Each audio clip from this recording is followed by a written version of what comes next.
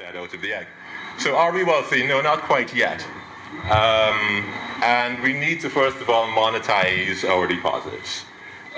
We need to, obviously, with our partners, the operators, Exxon, develop our oil and gas industry in a sustainable and transparent manner. And of course, we need to avoid the dreaded Dutch disease, as Jan mentioned. I too, Professor Clive Thomas, who has been writing sort of beginning of this year. So he's been writing in Stabroek News on pretty much sovereign wealth funds and how sovereign wealth funds could be used to perhaps mitigate the impact and effects of Dutch disease. The government obviously has its consultants as well, and they're also looking at developing a sovereign wealth fund. But whatever the architecture of a sovereign wealth fund looks at, one of the components of that fund is in fact an infrastructure fund. And that's the bit that I'm more interested in as a practitioner in the infrastructure sector.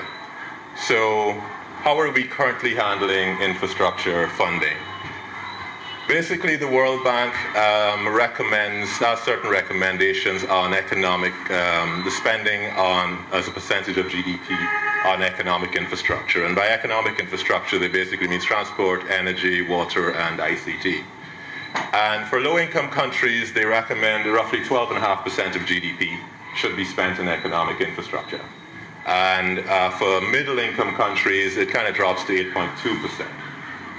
But I think we're a lower middle-income country, so we should be looking at spending approximately, roughly 10% of our GDP on economic infrastructure. How are we actually doing? I went to the national estimates this year just to see what the allocations currently are in terms of our capital budget. And the Ministry of Infrastructure, which is responsible for transport and energy, the allocation was 136.5 million US dollars this year. Public telecommunications was $2.2 million.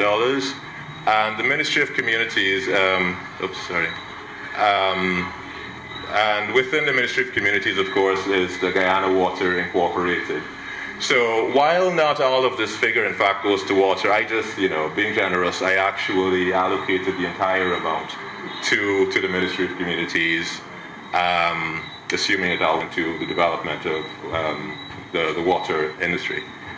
So Guyana's GDP, as I mentioned before, it's approximately $3.5 billion.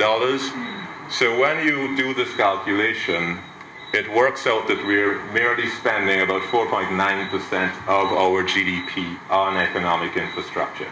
So there's clearly a funding gap and an underspend if we are to really benefit from the transformational impact that infrastructure has on your economy and your potential long-term growth for your economy. The slide is just meant to show 2 points basically. One is, if we go back to 2011, the ministry actually overspent its budget. But I think we all know what took place in 2011. I think there was a general election, but there you go. But looking on 2012, 2013, 2014, you can see as a percentage of what's allocated, what was spent. And we really have not been spending what has been allocated. The other point in here is that if we're not really spending what's allocated, it suggests that there are some capacity issues in perhaps the Ministry of Public Infrastructure, but also more importantly, there are probably absorptive capacity industries in the entire sector. The sector simply cannot absorb these relatively modest levels of spending.